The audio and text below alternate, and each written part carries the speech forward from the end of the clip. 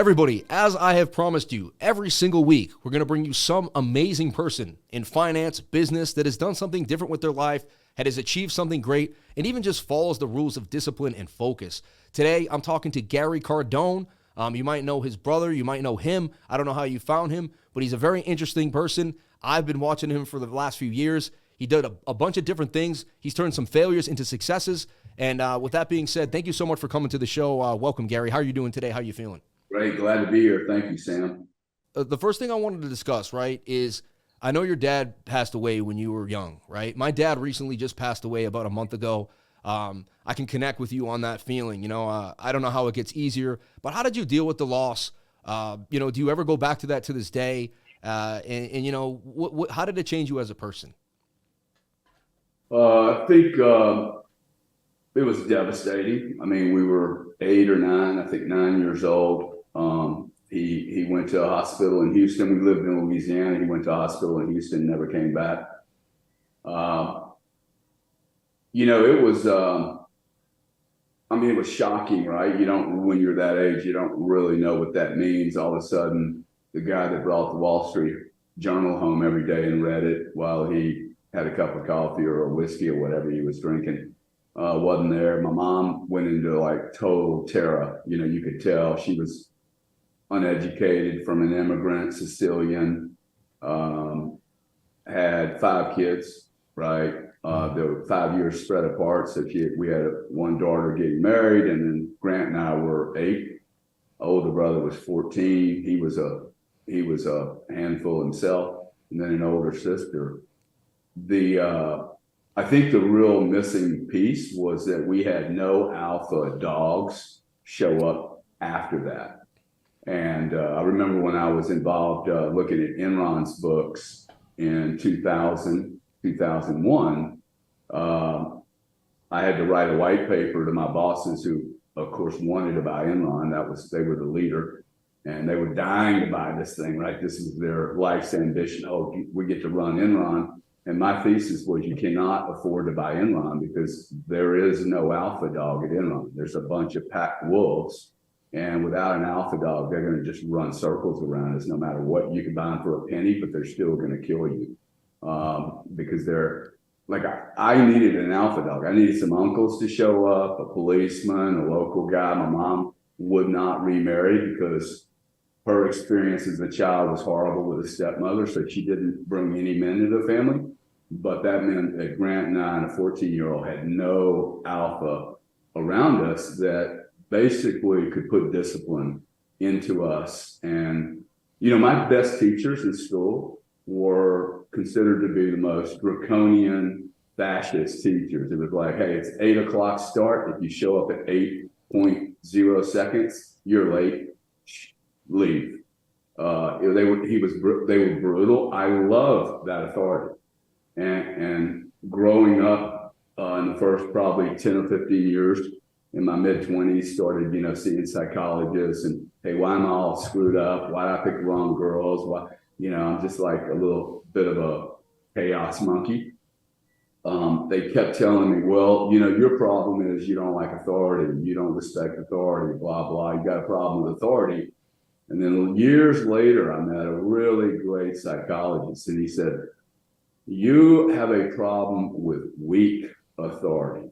And when he said that, I was like, oh my God, that's the problem. Because I love working for a great general, but I don't like working for generals who just have 4 stars on their lapel, but they did nothing to get there, right? They were appointed to that position. And if you ask any military guy, the people they really love working for, I have this thesis that says you cannot be a good leader if you have not been a great follower.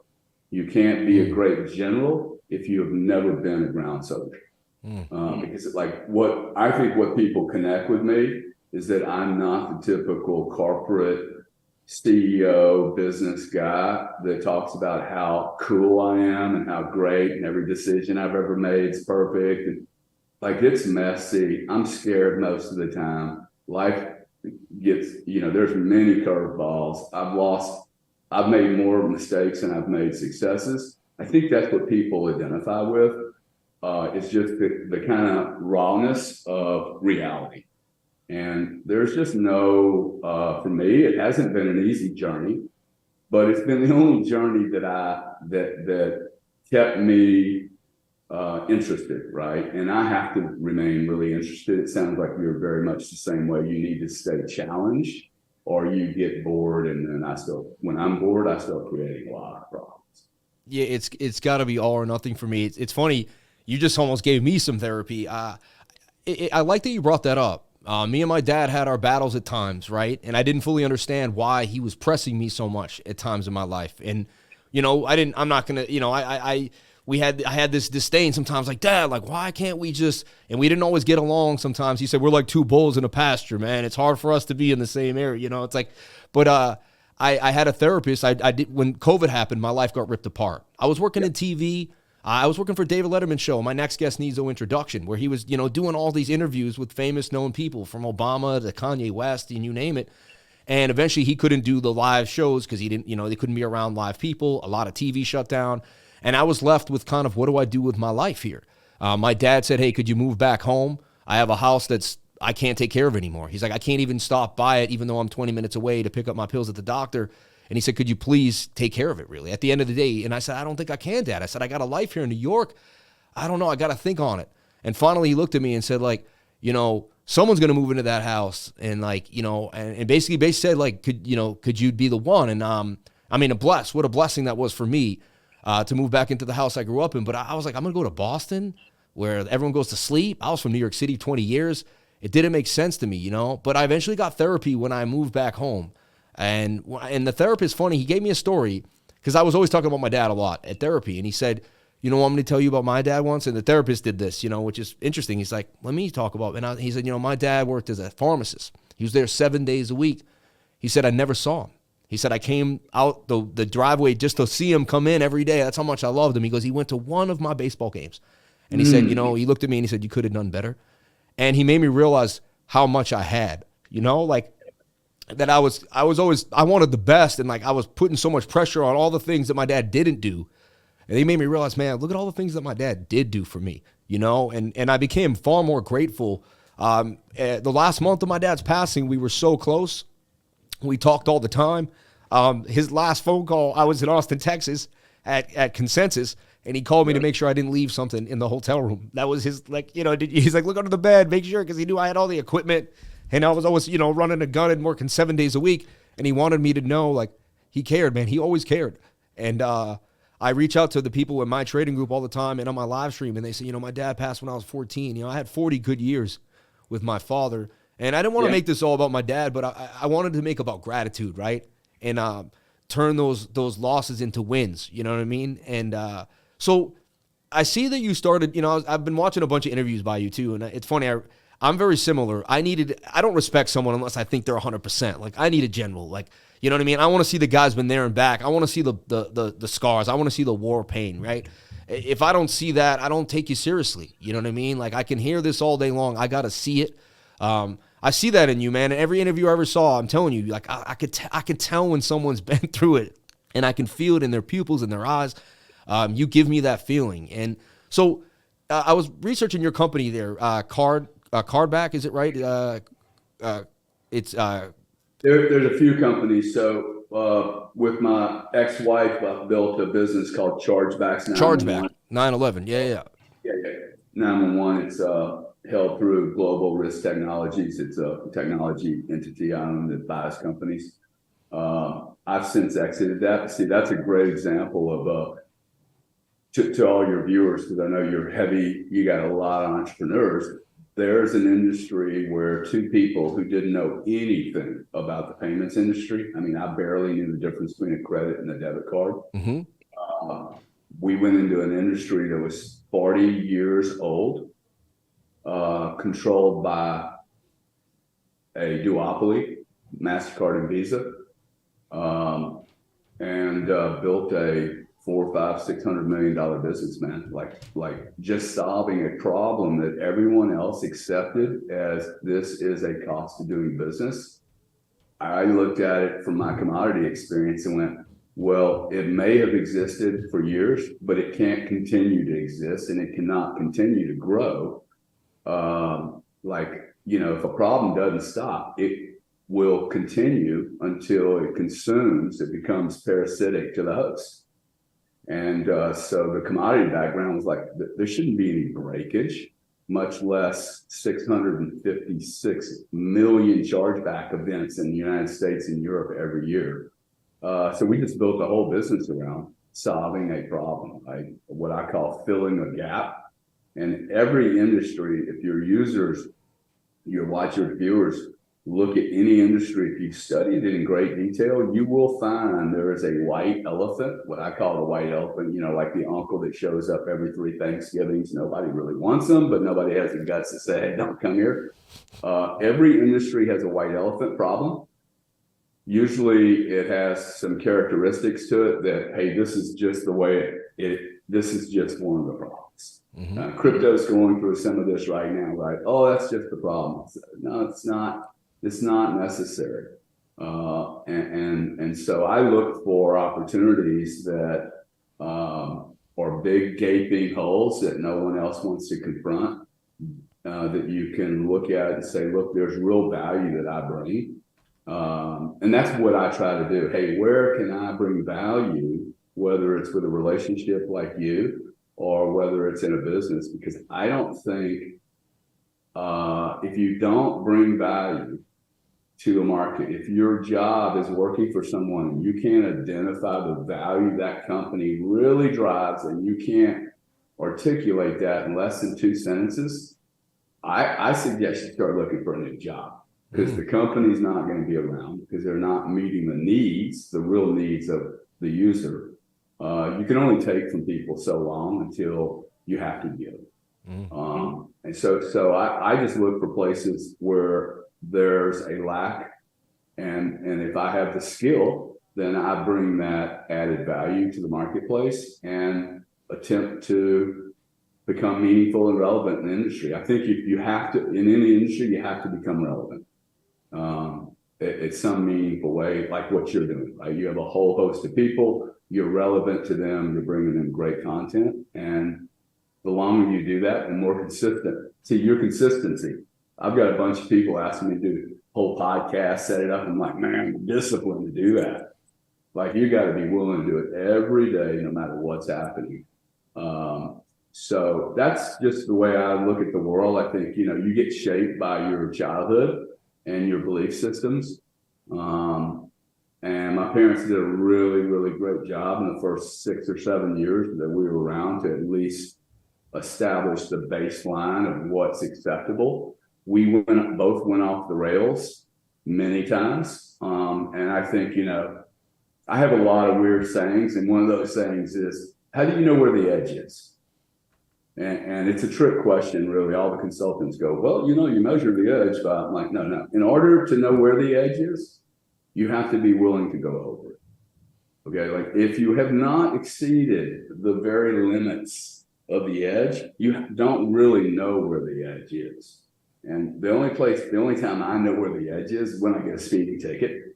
Oh, okay, I pushed the envelope a little too heavy. Okay, so then I pay, then I back up. And that's how all markets are formed, by the way. All new industries are formed with, hey, there are no boundaries. You're definitely not going to play in the middle of the fairway, right? Because there is no fairway. It's everything like crypto right now. It's just everything's pretty much the wild, wild west. And what are we doing? We're now putting the rails in and we're defining where the fairway is. There'll be some people that will operate right in the middle, and there'll be some edge cases. The edge cases always make more money, but they also come with a lot of risk. And as that market matures, the boundaries start coming in, more players come in, which is really exciting. More players come in because there are more rails, there are more guideposts, and tools for managing where you are on that fairway, right, on that golf course, for lack of a better analogy. And if you notice, those are the businesses that I get involved with. I get involved with companies that are picks and shovel type activities that help build the rails. The chargeback business was designed to eradicate all chargebacks. And then we realized, oh my God, there are so many companies making billions of dollars from this. They don't want this problem to change, right? Because it's a P&L income stream. But that does not make it healthy, okay? Just because one company's making $1 billion and the other company that runs the business is making $1 billion, this problem will go away. It's probably going to get solved through other pathways. It does not look like it's going to get solved internally. I suspect that blockchain will help eradicate some of these problems. So that's why I kind of keep my feet in both the payments industry and the digital, what I call the digital industry. I don't use crypto. Like, I think cryptocurrency and all that, we should get away from some of this terminology because it's not the industry I'm in. I'm in the digital, what I call the digitization of planet Earth. And we are Uberizing. We are living in a world today where we will Uberize everything. Automobile use, home use. Me and my brother really agree vehemently on this, and we don't agree on everything. But you know, the way people look at real estate in this country is going to change radically. Most people should not own a home. Most people should rent. And I think the sooner we get off this 1940s banking advertising scheme, which was everyone should own a home. Well, no one owns a home in the United States. If you don't pay your taxes, your home goes away. So no one owns anything, right? You have a mortgage, you have a responsibility to keep your debts up to the bank. But you also have to fix the roof, fix the yard, do the plumbing, do the painting. When you stick all of those fees over 20 years into owning a home, I think the return on that investment is really, really poor.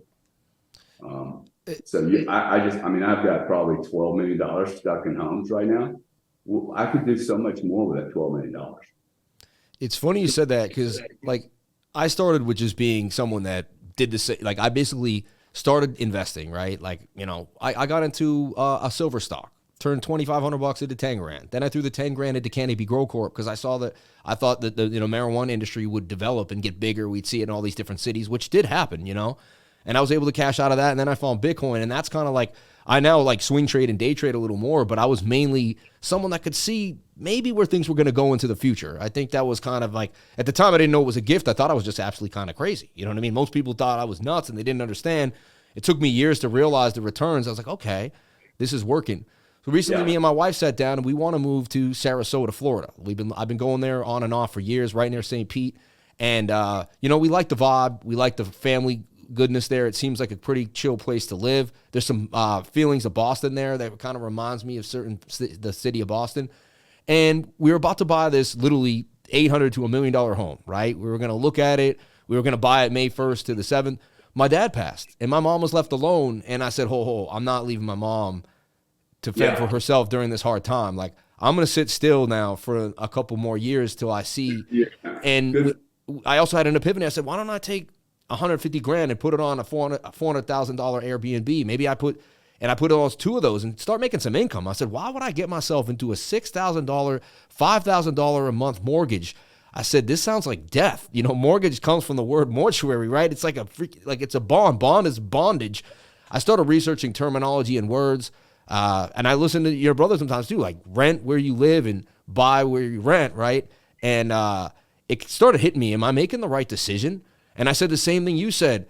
You never even own it. I said, you could own $1 million home and not pay the 50 grand taxes a year, whatever it is, 25 grand wherever you live. And after 4 or 5 years, it's 100 grand. You don't own the home, even though you paid millions of dollars for it. Like, so do you even own it? Like, and it made me wonder. Also, when I make returns in cryptocurrency, like I see some coins right now that I'm pretty good at it. I believe it. I may be wrong, right? I've lost. Don't get me wrong. I don't win every time, but I believe that there's some good technologies out here in the metaverse and AI that if I put my bags in the right places, it's going to make me so much more return than real estate. However, I want to diversify, and that's my question is how do you diversify? Like, how do you realize at one point, like for me, I can't touch these coins. They're fun. It's good to make money. I love investing. It's great.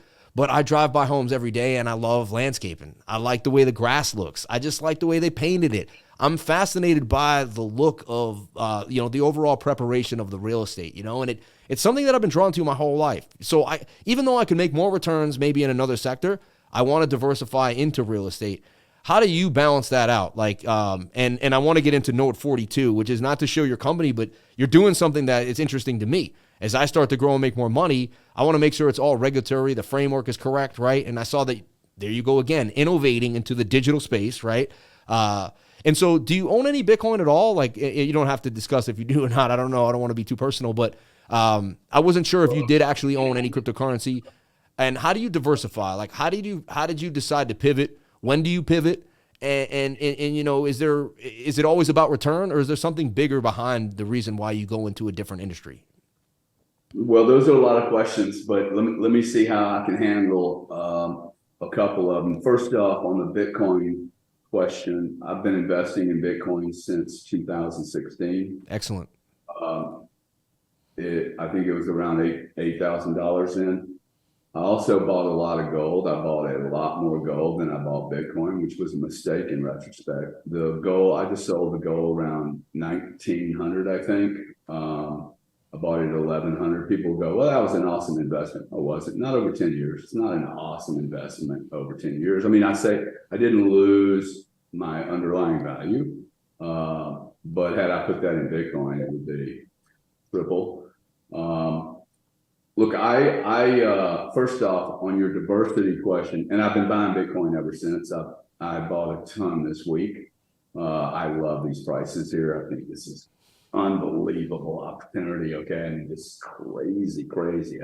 And I'm happy to do another show with you. Just go through the thesis of why I think that's true, even if you get a draconian government saying no. So I actually, on diversity, I think that is a little bit like the story on owning a house. If we go research all the wealth on this planet, very little of it's made through diversity. This whole 60-40 equities bond split, people don't make massive wealth by being diversified, by being hedged. I tend to be extremely consolidated in one space. And then if I'm right, that's my spaces grow. But I didn't walk into energy, do Bitcoin, and do real estate and all that stuff. I didn't do all. I did one thing extremely well and didn't really do anything else. For 20 years, I just became saturated expert that whether you like me or not, no one could take away my knowledge, my understanding of that market, and my willingness to pull the trigger on my thesis. That's a mistake a lot of people don't do. They don't pull the trigger. I mean, there's a lot of smart people on this planet with extremely good educations from MIT and Harvard. I mean, I've competed or they've worked for me, or I've worked for them for years and years and years.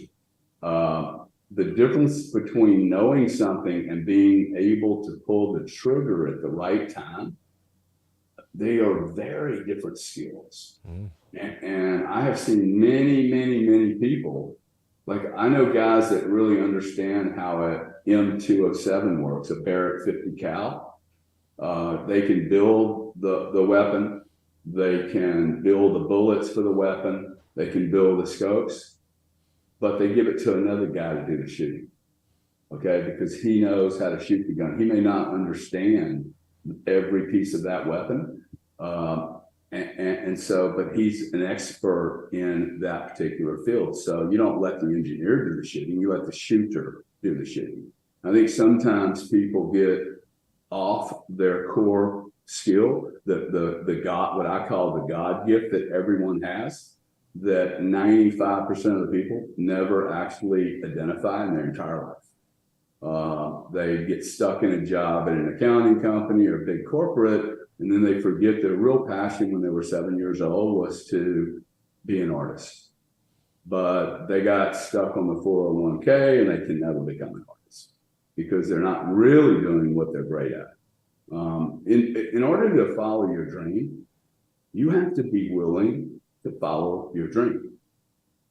And you can't go, well, I'm going to follow my dream in 10 years.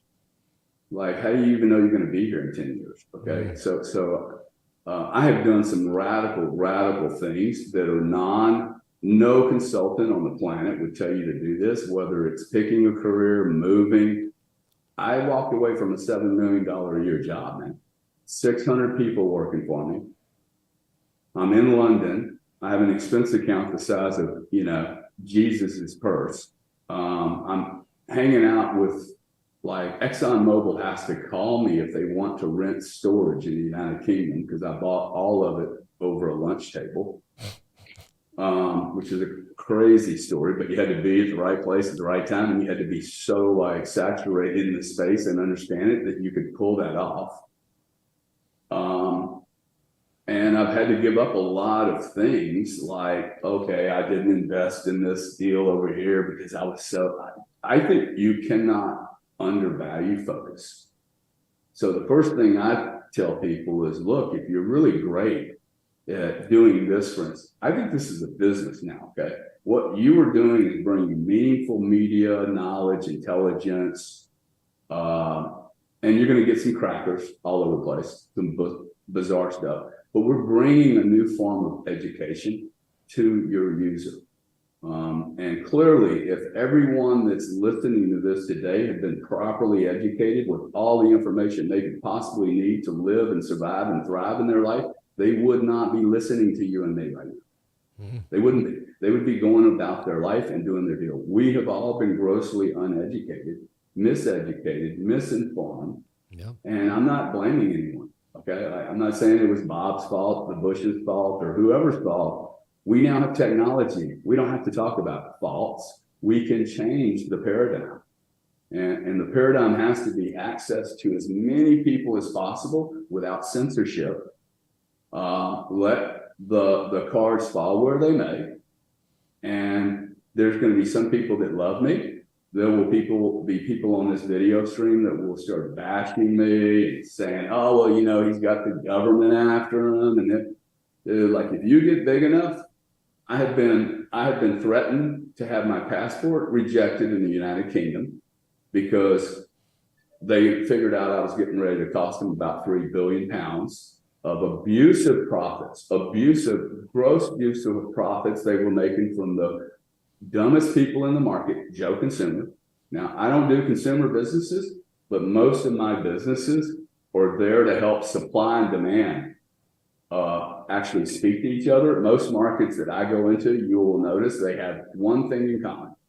They are controlled by either a monopoly, an oligopoly, which is a collection of monopolies that all behave kind of similar. They're a little club, or a duopoly.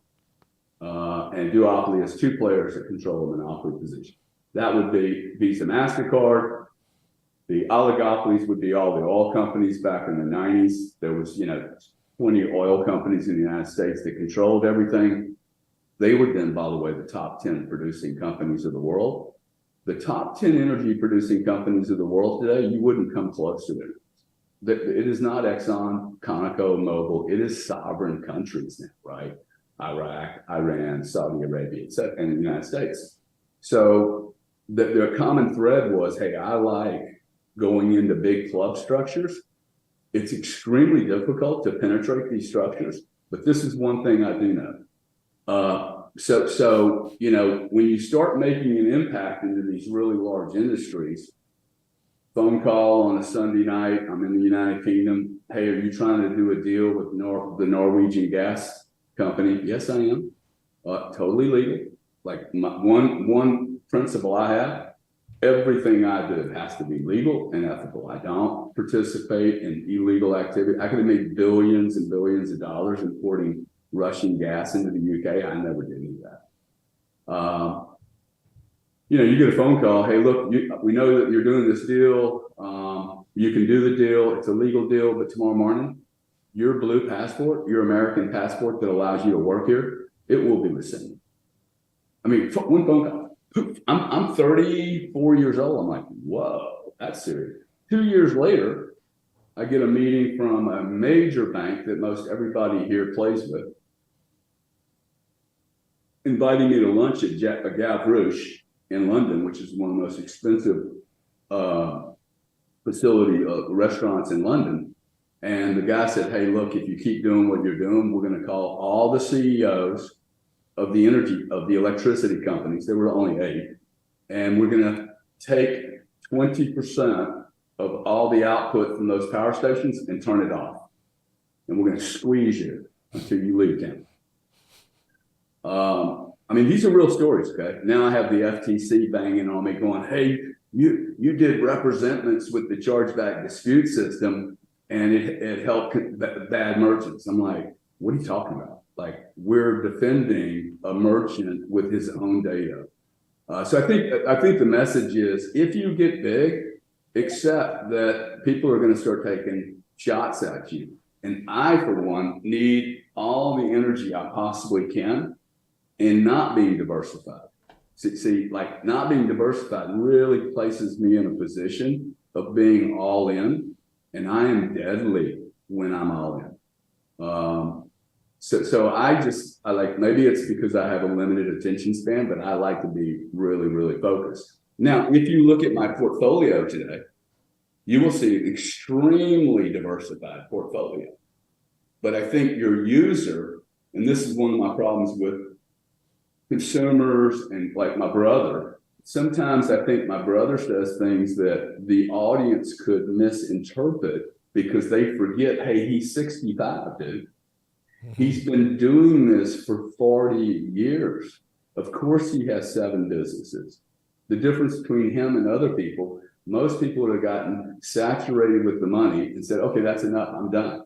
He just wants to keep building because he's that kind of guy.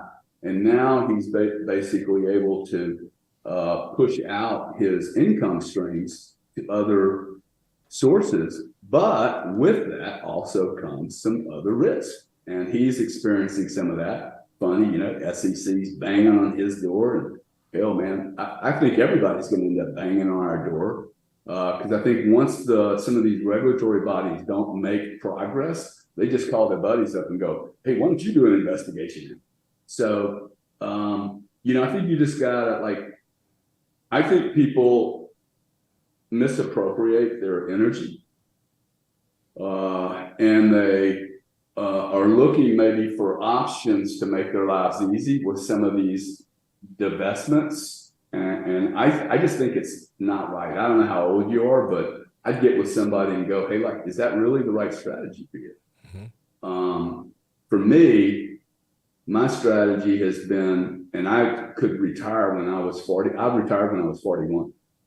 I would not recommend that, but I needed some time off. I had built 3 major companies in, you know, the first 10 years of my career, and got really lucky and fortunate. I had some great people. Before you diversify, I would look at, hey, who's around you? Who are the people around you? Who are your mentors? Do you really know what you're getting ready to go into? Do you have a platform that actually can sustain you? That's been my biggest challenge, is finding platforms that with people value what I bring. And now I have to understand also, if I'm building a company, hey, the values I bring in a startup, which I think is my major contribution to the world, is I know how to build startups and get them going really fast.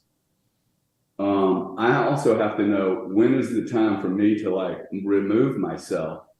The business now has become big, and let someone else run that, right? The guy that broke the market open may not be the best guy to actually run it once it's 300 or 400 people and it's established business. I see this very, very similar. This is happening in fintech. By fintech, I mean these technology solutions that are bringing financial solutions to the big banks, the Revoluts of the world, the Mondays, the N68s or 86s or whatever they're called, all these financial fintechs. The owner founder stays the CEO to them. And I think that some of these guys would do very well to their shareholders to bring in people that have better skills. So I'm not a guy that should be completing a painting, but I am a guy that, like, give me a blank canvas. That's the canvas. I always go to the canvas that's blank, versus one that's, you know, if General Electric or ExxonMobil hired me tomorrow, or Ernst & Young, my dream job would be, hey, just give me a division that has no P&L whatsoever, one guy, and let me kind of troll around your company, and let me build $1 billion business for you. And I think there's dozens and dozens of these that one could do. I don't know if that answered your question, but No, you did 100%. I mean, fascinating. For me, it's really good advice because people say I'm really good at charts. I look at charts all the time, and I do it all the time, man. I've been doing it for 10 years, obsessively, 7 years over obsessively, in the last 5 years, like to another level that I never even thought I would hit. You could say whatever you want about me. You know, I'm going to be going over the charts every single day. S&P, Bitcoin, futures, it doesn't matter. And so I'm going to be right more than I'm wrong because it's what I do all the time, right? And some people say, well, why don't you take this knowledge and you trade the stock market? And I look at them and I say, because I'm focused on 100 Bitcoins. Like, I'm focused in the cryptocurrency industry. Like, the second I take my focus away, I'm in two things. Like, and people think, well, trading is trading, but I'm even nichier, right? Because if you get that centered that's not true though. Okay, I mean, a guy that's really great at trading FX cannot trade crude oil. They are totally different. You have fundamentals that are different. You have geopolitical matters that are completely different. You can't just trade one product and go, okay, I'm a genius trader. Maybe on the technical side, really, really short-term trading, but look, I spent the first 25 years of my life trading. Oh, wow. Yeah. I do no trading today. Okay. Trading for me is a 24/7, 365-day job. It is not a part-time job. You can't own real estate with it. You can't have podcasts, in my opinion, if it's professional, real professional shop, right? I was with Garrett Soloway the other day. In fact, I'm seeing him tonight. And look, he looks at equities and he looks at bonds and he looks at crypto. And for him, it's just volatility. That's his play. He's a volatility player. He doesn't care. Like, he's chasing that volatility in the least risk, greatest reward possible.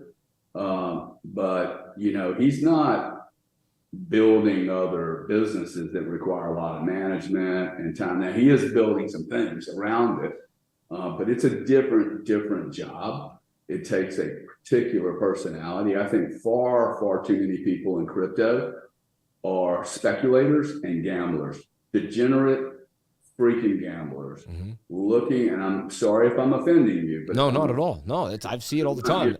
That's why I try to instill discipline and from what I've been through, because I need them to realize, like, there has to be more of a focused basis and a discipline here. It can't just, you're not throwing money in a casino, you know? Yeah, it's your audience I'm really referring to. Like, if you're looking at the chart and you don't have a day job, I'm pretty sure you're not a professional trader. If you're just managing, you know, $40,000, you're not a professional trader. If you got 10 coins or whatever, I would say, hey, why don't you just, if you like this industry, why don't you just invest in Bitcoin? Go get a job with me. I'll teach you how to build a business. You then take some extra income, save 20% of your money, and you invest in Bitcoin. But you're not a professional trader, and you're going to get completely cropped by Goldman Sachs and professional guys that do this for a living. They're looking at all these arbitrages. So the innocent young guy just popping out of bed trying to trade boo-boo coins, you're a degenerate gambler, okay? You're trying to make money the easy way. You may not like me for saying this, but you need to go get a career that generates income so you can then make investments. And that's what me and my brother have done. We've taken businesses. I have two cars, okay? I have a van and a 2015 Range Rover. I don't in an airplane. I mean, I give my cars away before I give the airplane away because it produces energy for me. It produces my ability to be places very quickly. and get things done. But I've never seen anybody go dead broke being 100% focused. Have you? I've never seen, have you ever seen a gambler, a professional gambler who plays 10 tables in Las Vegas at the same time? Nope. Can't do it. Maybe one or two, but not 10. So this diversity thing, I just don't know any. The Michael Jordans of the world became brilliant, okay? Because they did, I think he missed 9,000 shots. Okay. Babe Ruth, greatest strikeout artist in the history of mankind. You guys think he was the biggest home run hitter before Bonds showed up. So those people were really like pretty focused. Jordan goes and tries to replicate what he did in basketball and baseball and got completely tortured. Right? So it's focus. I don't know anyone that goes broke and doesn't become important, that doesn't become extremely focused. Michelangelo, Pablo Picasso, like when you study how many freaking paintings these people did, they were doing 3 and 4 masterpieces a week. So how much art were they really doing? Because I do some art, and I got to tell you, I'll do about 100 pieces, and one of them is worth me putting my name in.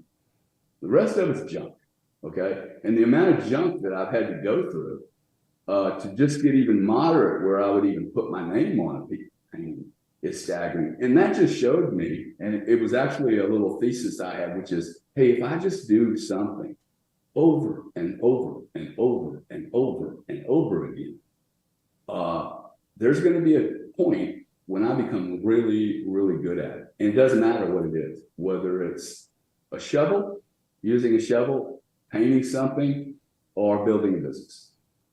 It's my dad's quote that he always said to me is nothing is easy. And what it kind of, I relate it to what you just said, meaning like, you don't just do it once. It means like when you see someone that really perfected a craft, it took time over and over and over again. I'm still working on my craft as a streamer, still working on my craft as a teacher, as a mentor, right? It's an evolving process that you never let go of. You're always going after the same thing. It's funny when I get paid to basically go over Bitcoin, right? Like, and I have a great life and I love it. And I can travel and go wherever I want. But the second I take my focus off of Bitcoin, so like when me and my family are traveling and we have a nice dinner or we go somewhere or I meet you or I do something, I'm back at the hotel. I just need an hour right now. I got to do what got me here in the first place, right? And every time I get a little too far away, I draw myself back in because I'm saying my ability to do these things was my ability to focus, right? That's you're just honing in this thing that I want to teach people too is, and it's interesting. I go to Michael Saylor too when he talks about, he loves Bitcoin, but he's saying, do you diversify when the Titanic's sinking and there's a lifeboat? Do you say, well, maybe I'll get in the other lifeboat or maybe I'll get into this little life preserver? Like, no, you get into whatever is right there. And like, that's how I look at Bitcoin too, as something that over time, I'm with you 100%. Like I've been buying a lot from 16,000 all the way up to this level, mainly from 16 to 19K. I was just all over it. The technicals had a weekly divergence. What I do is I'll take assets from long periods of time. Like I'll look at Bitcoin and I'll look at the S&P, the Dow Jones, and I'll see macro indications that have panned out over time on way bigger assets. Like I'll look at oil and when I see that macro divergence come out on Bitcoin, I'm like, well, for the last 30 years, this one place has been a really good place to go basically very hard on, right? And that's kind of what I stick to my guns in that way because of the research. There's many times where like I was emotionally distraught. I didn't know what was going on. And I probably had, if I listened to the news and everything else, I would never made a great investment. But because I stuck to the same exact strategy over and over again. And another friend of mine, like you hit on, is you're going to get, I've already gone through a few of my little agency issues and things have happened to me. And I went to some higher people that got me the right lawyers, the right people. And I said, what is this? And he says, you're not a stick in the mud now. He said, you want to go be a stick in the mud? Go be a stick in the mud. He said, anyone in your position is going to go through these things. How you deal with them is the key, right? And that brings me to, you brought up family. Maybe you want to discuss who's in your family. I don't like to ever give information out unless you want to do that. But, how does family interact with your success? You have a business with your wife. Me and my wife run the business together now too. I have to be quiet at most of the meetings. I ruin most of the business meetings. I'll be honest with you. We'll sit down because I want to talk to my employees. I want to jive and weave. I'm behind the screen all day. I want to socialize. And it's not the time. It's the time to get everything done. So like I'm quiet most of the meeting, and I let her conduct the meetings, right? I've learned that I'm great at starting things. I'm great at running them. I'm great at pounding the pavement, but I'm better at putting someone else in position to do the things that I need to get done, you know? How did you incorporate your family? How do you still bring family into your life? You hit me with the hardest quote when we started our just introductory talk. 93% of the time I'm going to spend with my two daughters are up until they're 18. One of my daughters is going to turn 9 soon. That means I'm already halfway through my time with her. Like, I almost want to cry over that. Like, and you made me realize how much more I want to put in even more. Like, you made me want to really grasp that brass ring for my kids and my wife. And yeah, how did family interact with your success? And how do you still kind of bring that in to your life now, you know? Well, you may wish that you didn't ask me that question, telling me that your partner is your wife. I will tell you the chargeback business. I've actually thought about writing a book. How to Lose $500 million would be the title. I first off never intended to be in business with my wife. We met. She was really young, 20 years younger than me, had never really made a lot of money. She's an extreme little entrepreneur, 16, left her house, had a chip on her shoulder from dad, who was not a nice guy, and still not a nice guy. And meets me and pulls me into her little world. I started helping her. I was retired. I didn't really want to help her. I don't know anything about consumer businesses, but she taught me something about the internet, and that's how this chargeback business came up. There's emails going back 10 years, me emailing her. I'm in London, she's here. I'm like, hey, look, here's your company back. It's great. It was a great idea you had, but I need to go do something else. I don't want to do this anymore with you. I like, for me, every business I get into, like you asked me, hey, is your crypto position big? It's monster. For a guy my size, it's a very large position, and relative to my total net worth, I would like to even do more. I'm not convinced on this, and there's a reason that, like, you and I didn't grow up with any money, so if I'm wrong, my kids just grow up the way you and I grew up, which actually is probably safer for a child to grow up with nothing, absolutely nothing. If I'm right, they're going to have billions of dollars to manage, and that's a problem. That's actually a bigger problem than if they're broke. So to me, at my stage in my life, I should be taking extreme risks. I do not believe what 90% of all the wealth managers tell me, that I think it's, well, just look at where they're not retired. They're working forever and ever. So like, I take advice from people that actually, live the way I want to live. This has cost me, this business, which makes about 70 million a year, has cost me a family. It's cost me a wife and 2 children who now live in 2 homes. And I think they're going to look back and go, wow, that business destroyed our family. Now, I don't know if that's true or not. The other pieces of the data are, hey, I got my wife pregnant before she was my wife. We had a baby. I think that happens a lot. And then people get married, and we had a business. So we had 3 children, chargebacks 911, and 2 daughters. And those 2 daughters, I'd do anything for. I would have sold that business for a penny. I have exited the business. I don't have anything to do with the business anymore. That's probably the way we should have kept it, right? We should have just had a life, and then she and I would have met whatever needs we did or did not need for each other. So I think it's very challenging to be in business with your family. If you look at history, there have been more great billion-dollar businesses destroyed because of a family governance problem. And this is the issue. It's governance, but it's also what I call enforceable governance. If you show up on a board meeting and say something to your wife and say, look, we're not doing that deal, and then she goes and does the deal anyway, what are you going to do to her? Nothing. You can't. You're going to kick her out of bed. You're definitely not going to get laid for about 2 weeks. She's not going to get laid. Well, there's, like you said, there's got to be an alpha. Like at the end of the day, right?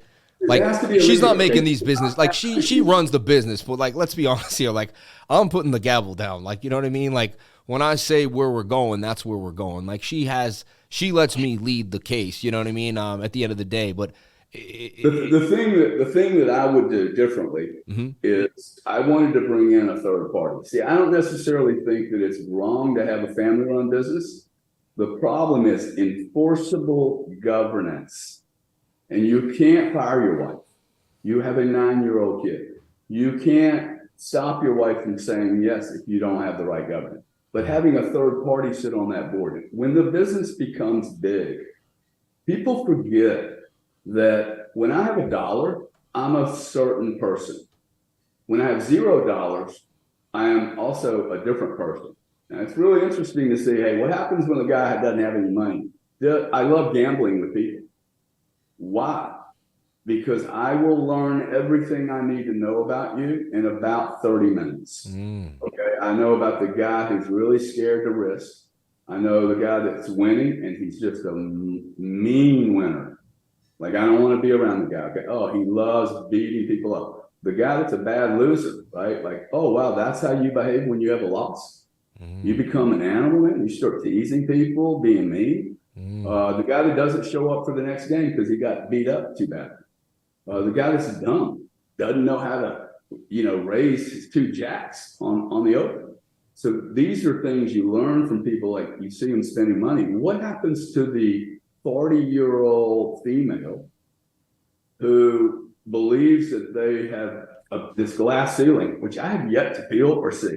I didn't build a glass ceiling for anyone. I don't see women or men or black or white. I see, are you a producing element, an asset, or are you a liability? Period. Can you produce? If so, where? Let's go.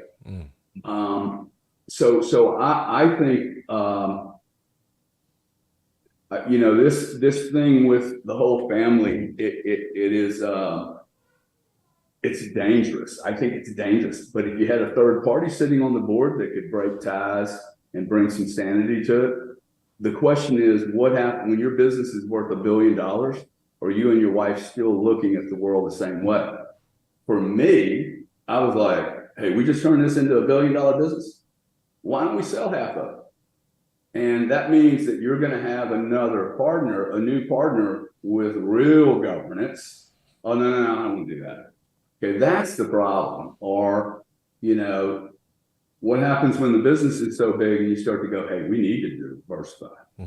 Okay, we need to take some of these chips and move it into crypto and not ever think, well, now we're going to come back into this business. And, like for me, the winning solution has been all in, burn the bridge behind me. And if I make a mistake in the space, I learn from it and then I pivot. The pivots for me always come from the mistake. And there's always mistakes. I don't know anyone that launches a business. There's an ex-military guy from Germany, a very well-known military expert. I can't remember the guy's name. But he says, at first contact with the enemy, all plans fail. All plans fail first contact with the enemy. You better have a backup plan. And every business, whether it was the energy business or the chargeback business, they were pivots. I lost $140 million 1 year on a position I could not get out. I can't go into great detail, but it was one of the biggest energy sharks ever put on the planet. It was about the 4th or 5th one I'd done. And this one, I was trying to learn how to delegate as a manager. Because my bosses kept saying, hey, you need to grow up and you need to learn how to delegate and manage. Well, I was delegating and we lost $140 million because I took my ear off the rail, right? And handed it over, got my little glass box in the office and started doing secretarial work and blah, blah. And my bosses were mature enough to acknowledge, the reason we lost 140 million, they didn't put it all on me. I mean, I definitely lost it, was because you started doing stuff that we don't need you doing. Now, what's the good side of that story? Good side of the story is I didn't die. I learned from my lesson. I looked at my boss who wanted to double that position. I'm in Italy. I'm on a phone call with them. We're a public company. I've lost $140 million. So like, this is a big, big deal. And he's like, hey, let's double the position. I think it's the right position. Let's double. I said, I can't. It's the wrong position. We made a mistake. We should have been out. As soon as I cut that position, burnt the bridge, I began the story I told you about buying all the storage over a lunch table. 5 weeks later, that meeting happened. And we turned that 130 or $40 million loss into like 280 million sterling. It was stupid. So I never talk about the win. I always talk about, you know what it's like for 10 months to know you're waking up every morning, you can't get out of your position, and you're going to lose somewhere between $500,000 and $10 million today. Every day, man. Every day. You're just begging for a bank holiday. Oh, I can't wait for the Saturdays and Sundays because I don't get the phone call. But that's a true champion, okay? A guy that can just get completely clocked, rocked, and busted up. And it was about time for me to actually for that to occur because we had made so much money in the United Kingdom in the prior 3 or 4 years. Just a whole team of people saw me. They saw that I was a little naked and they went, let's go hit them. And that's the way markets work. I never complained one time. All these people are still my friends. I would have done the same thing to them. They caught me with my pants down. And, but can you turn that position, not get all gun shy, and then move back into the market? My method for doing that, by the way, was to go onto a stage. I cut my hair extremely short, like a little Navy SEAL. And I looked at, 400 people in the United Kingdom at this trade show, all energy producers. I said, hey guys, thanks for the haircut. It was a really obscene haircut. I said, all of you guys are responsible for this haircut because all of you guys took a slice out of me last night. I acknowledged it. And once I acknowledged it, everybody's like, wow, he's a champion. He's still here. He knows we took advantage of him and he's still here. And then we made so much money. Like, I never lost what you lost, but of course lost money trading, right? And I've been in a position where I was wrong. And I'll tell you what, you kind of made me feel better. Like, whenever I cut off a losing position, it's like a ball and chain is gone. Like, I'm able to see the next opportunity, and I'm done with obsessing. I'm done with looking at it, and I don't care if it doubles the next few days. And I could have held on. I don't. To be a trader really has taught me so much in life because you're gonna fail. Like, that's why everyone joins my trading group and they jump in and they watch and they think I'm just gonna start making money. And I always tell everyone, like, you should learn the process. Like, my favorite person or student or people that I work with are someone that says, like, I have a good friend and we got into Tesla early. We started buying gold bars when you did, $960. We didn't know what we were doing. I was in my mid-20s. I was in New York. I said, they're going to print money to zero. I knew inflation was coming in 2010. I had studied it. I looked at all the world currencies throughout the world. I went back through history. I said the florin, they did. The Roman coin, they did. The continental dollar. I said, you name it. They're going to print it to zero. That's what they do. That's what these central banks do. They're going to get you on the till. The Fed's going to keep asking the government to keep borrowing. And they have we know they have no balance sheet. So they're basically like a zero bank that just, if we ran our life like the Federal Reserve, we'd be broke. And you know what I mean? But they can just keep printing money, So, and then one of my friends recently, he got back in, he said, I'm going to try, I'm going to get into trading. He goes, I want to learn how to turn $100 into $200 before I even learn how to do anything else. You know what I mean? I want to learn the process. I'm obsessed with the actual substance. I was chasing money a lot of my life. Never really amassed more than maybe, 40, 50, maybe possibly 100 grand, barely. The second I decided to discipline myself and focus on a process, that's when I started making money, when I stopped thinking about actual money. And I think about Tom Brady a lot growing up in Boston, and he said, he didn't focus on throwing touchdowns. He focused on where to put his foot. He noticed if he could put his foot back a little bit more, he could get that much more precise by a percentage, right? And then that created the Super Bowls and all the other things that came out. But it was the discipline and the focus into that state. this interview is so interesting to me because I'll ask you a question thinking I'm gonna get an answer, and I get the completely different answer, which is very astounding to me. It's hitting me hard. I'm like, man.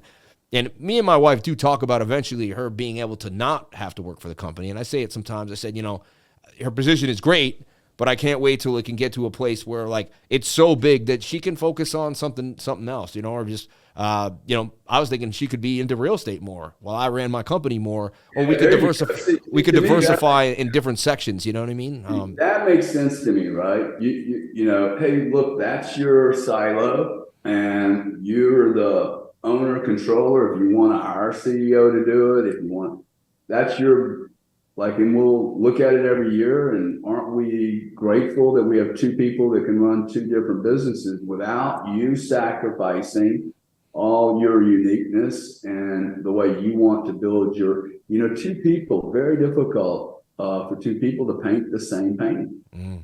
I mean, I've bought some art from a group called Walker Moore. It's a husband and wife team. I don't know how they do it, but I couldn't do it.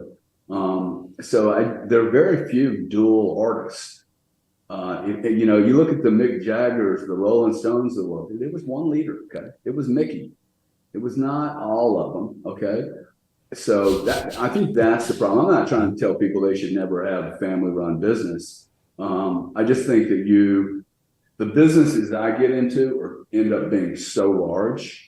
For instance, I wanted to buy companies in chargebacks 911 back in 2015, but I didn't have a management team that my partner was willing to really widespread delegate. It requires a different skill to run bigger companies, different people. Your lawyers need to be different. Your compliance is different. And then when you get into the M&A business, I mean, M&A is a business. It is not you're not able to just do the day-to-day stuff, right? You got to figure out how do you integrate that business. I could have bought 5 or 6 companies inside of the payments industry, and we'd have probably been a $2 or $3 billion business. So it's those kind of things that I think the family can restrict. Access. And if you look at all this as a military exercise, you need to remember, I think, that shit happens. Okay. Shit happens. And there's an exercise that Navy SEALs do that you get all dressed up in your dress military, and you have to dress perfectly.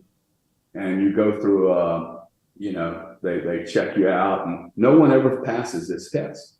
No one passes the test ever. And the reason, and then when you don't pass the test because your button's got a scuff on it, you have to go jump in the water in your full greens, your full gear. You then have to spend the entire day with all your drills and exercises in that gear. And no one ever passes the test. Now, what is the message? Most people drop the Navy SEAL program at this level, and they get so angry because they're like, look, I can't even win. Well, that's the freaking purpose of this particular drill. And the drill is, dude, sometimes you can do everything perfectly and still the bullet hits you in the face. Shit happens. I've been dealing with that a little bit lately because I work every single day. And I'm like, so the business has to grow. We're going to do this. And then, Bitcoin pulls back. People lose money, right? They're hitting people with inflation left and right. And, I see a pullback in the business. And I say, but I work every single day. I do every single day. I said, I squeeze every inch of everything I have. I said, I hear my dad's voice too. Because when I was flying high, what he would always say is, are you putting something away? Don't spend too much. I'm taking him out to a steak dinner. Oh, don't worry, Dad. This is great. Let's, eat up. It's going to keep coming. I'm just going to keep growing. YouTube's going to keep going. We're on the internet, And where do you think you should put it? What did you say? Where did your dad think you should put this extra money to safeguard it? Because this is kind of see that's something that me and my father he wasn't ever really, he did CDs growing up and he got into some real estate, but he always had dreams of businesses, but kind of he was afraid that the businesses would fail. He didn't rent homes that he owned that could bring him $3,700 a month because he thought, I won't be able to get the people out. A lot of times he did look at like the bad things that had happened. And I would say, so what, Dad? I learned the bad way and then I have to learn it. Like, and then I get hurt. And then I was like, I learned the most from my losses. Like, throwing myself into the ring is really how I became even somewhat, I'm not even trying to say I'm the biggest success in the world, but to me, I'm successful today. Like, I fired my boss. I get to sit with you. Like, I consider this a win today that I'm actually sitting with you. If I sat and still did my 9 to 5, there would be no live stream. There'd be no podcast. I'd be still at the thing, doing what I do. Even though I was working for David Letterman, I'd be putting the footage around, just doing the day-to-day. I was kind of You're probably meeting better people than you met with David Letterman, right? Honestly, since I've went on my own, it's interesting. I tutored a guy. His dad, he owns one of the biggest golf courses in Massachusetts. We're sitting there, and my elbow was rubbing against his on the golf cart. And I said, rubbing elbows. This is interesting to me. And it hit me. I said, I'm hanging out and talking to people. Now the 5 people that I hang out, every one of them is worth over $5 to $10 million. Like or even bigger in my circle of 5 people in my life. That was just 8-9 years ago. Everyone I knew was maybe worth 60, 80 grand. Maybe I had 10 grand in savings and they were all working for somebody else. I had 2 big friends that had sold a company for some money and they had made it. But everyone else was and the second I decided, and that's why I wanted to get into mindset as we wrap up the interview, because I know you have, a valuable time. But like, when did you change from, remember you said me and my brother were all out of our minds, right? And I was pretty crazy too myself, to be honest. I grew up in Irish Boston. My dad drank, told me about fighting and guys ripping off car doors. And, I had this vision of, being kind of a tough guy a little bit. I got into 100 street fights. I broke my hand. I broke my jaw. I don't fight anymore. I'm not into any of that. I'm not trying to glorify it, but I wasn't always on the right path, so to speak. I drank alcohol. I did some drugs I shouldn't have done. Like, I got lost. Like, I wasn't, and my dad would say, what happened to that kid? He would say to me, he was 7, 8 years old. You were going to, travel the world. Like, I saw it in you. He's like, where, what's going on, And, I changed my mindset. How did you change your mindset? Like, when you were that kind of crazy, wild kid, was it this, did you meet someone that was a Navy SEAL? My dad's good friend was a Navy SEAL. You're reminding me of him, Freddie the Frog, God rest his soul, out of his mind, could walk in his hands. The guy was amazing. But how did you change? Like, because a lot of my viewers right now, they find me, they quit drinking, they start working out, they realize they have to start saving more money, right? Because they're like, I want to invest like this guy's doing it, right? They find Bitcoin, they start doing their thing, they start researching. And then I see someone 2 or 3 years later saying, when I met you, I quit and my life has changed. Also finding God. God's been a big part of my life. I commit to God. I submit to God. I really feel like once I submit to God, everything else kind of follows through. Like, I'm not alone. I'm with the biggest force in the universe, and I'm moving with that force. But, was it church? Was it God? Was it therapy? Me, a little bit of therapy too, that you brought that up. How did you get that transition? You know what I mean? And how, when did you realize that you were your own man? Like, when did you realize that you were that guy that was going to take these billion-dollar companies and you were going to be the alpha? People were going to look up to you. You were going to hire the team. You were going to push the sales force. You were going to create the new idea. Because that's what I really want. People want to make this transition, people watching me. They want to make the transition. They want to say, how do I go from, lack of self-esteem Joe Schmo to a guy that people look up to, that can start $1 million companies, change the world, and actually leave a big imprint on the world that they live in? Look, the first thing I think is I have never wanted people to look up to me. It's not been my driver. Mm-hmm. I would rather someone, I have people that don't like me. They don't like my style. They maybe don't like the way I speak. I'm not as elegant as other people. I'm definitely not political. If I think something's wrong, I'm going to say it because I think that's my obligation as a human being. Amen. But I haven't ever thought about, hey, I want to be the alpha dog and I want to control everything. First off, I've worked for a lot of people. A lot of people meet me and they're like, dude, you would never work for anyone. I'm like, what are you talking about? I love working for people. I look, all my clients are my bosses. Amen. All my employees are my bosses because if they revolt on me, what do I have, right? I'm a one-man paper hanger. Big deal. So I don't think about it that way. I think about, hey, am I doing something that I like doing? I think the first person you have to get right with is the guy in the mirror. Okay, you don't need to get right with anyone other than the guy that you're looking at in the mirror. For the first point from the age of, I think, 25 till 49, I didn't drink one drop of alcohol or take any drugs unless it was in a hospital. Was massively successful when everybody else in Europe was drinking like a sieve. I'm not saying that is the be all to my success. It did allow me to, nobody invited me to the strip shows if I'm not drinking. No, I don't like the strip shows. I don't like those people.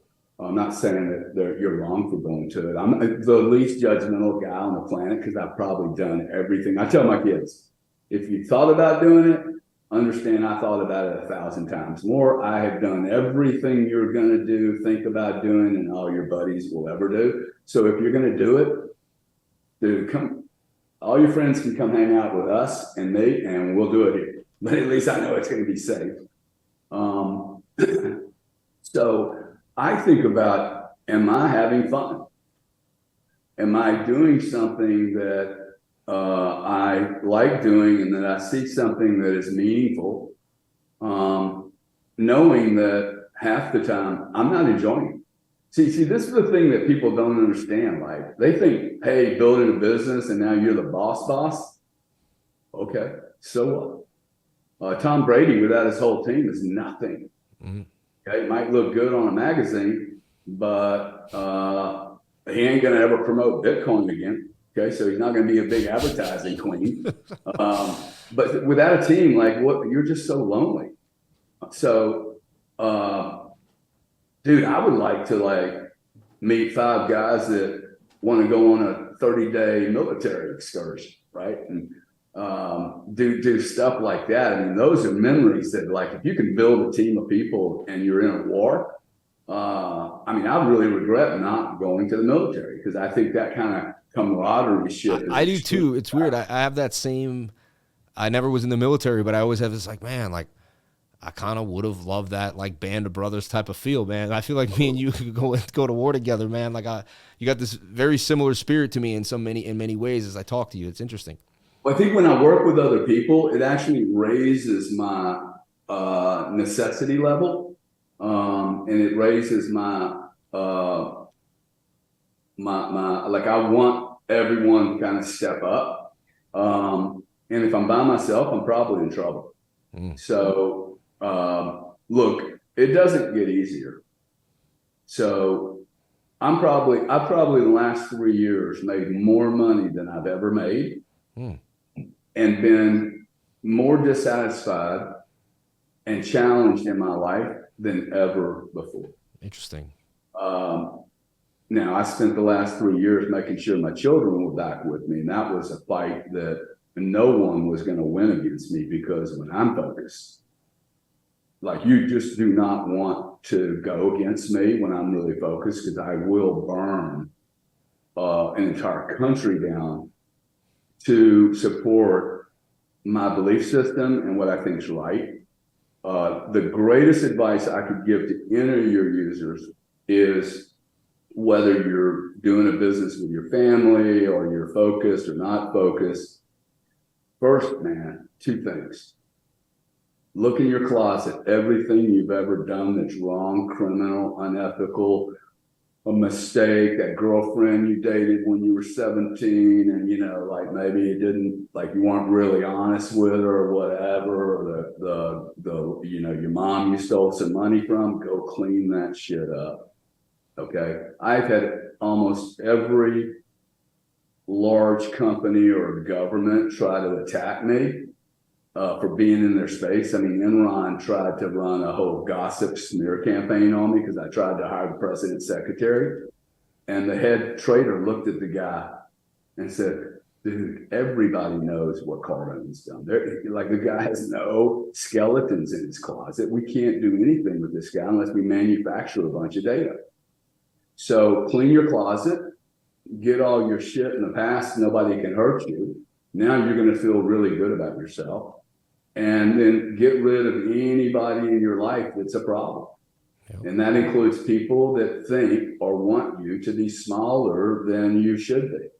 That's what most people's problems are. They have a paradigm that keeps them in junior high. Okay, literally keeps them like locked into this. I rotate my friends every 3 to 7 years. And what are my friends? I mean, I'm not rotating my friends. I'm rotating my associates. My friends just keep growing. And my real friends, okay, like people that I can call up after 7 years. Hey, man, I'm throwing a party. You want to come? Dude, what's happening? Yeah, for sure. So, and if I end up with 7 or 8 of those over a lifetime, I think I've done pretty well, okay? Just because you have to do a lot of social interaction, I would dare challenge that my brother, how many people follow my brother? Millions of people? I would bet you I have more friends, real like boom, boom friends. Like if you have a problem, you call me up and go, hey, do you know anybody that can get my wife into NB Anderson? I'll just make one phone call. Like, boom, hey, can you get it? Like I have people that, because I've never asked them for anything and I was always there for them. And I had a meaningful desire and made commitments like you did to your dad that you are going to do to your mom now, to like actually have, you can't call your friends when you need them, go, hey, by the way, I need $1 million. Now you should have called them a month before and the 9 months before. He's not your friend. He's just somebody you're using because he's got some money. So I just make sure the people that I surround myself with, like I was dating somebody just recently and like, the chick smokes dope every day. I just couldn't, I'm like, look, like I'm worn out the next 3 days. I can't do this.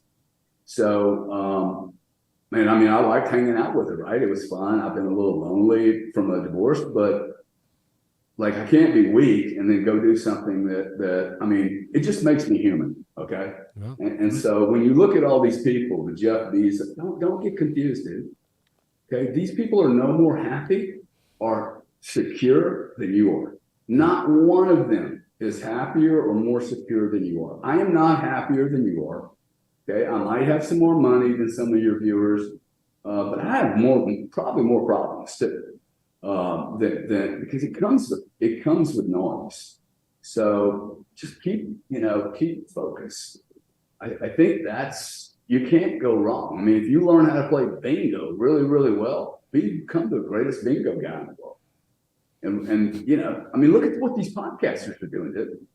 The celebrities are being built overnight right now because a guy like Mario Nawali, whoever that is, I don't even know. He gets 7,000 people. I don't know if he's paying them all or whatever, but you can't take away what he's doing. Now, I suspect he's also not working at 7-Eleven and doing groceries at Kmart while he's doing these podcasts, right? He's probably all in.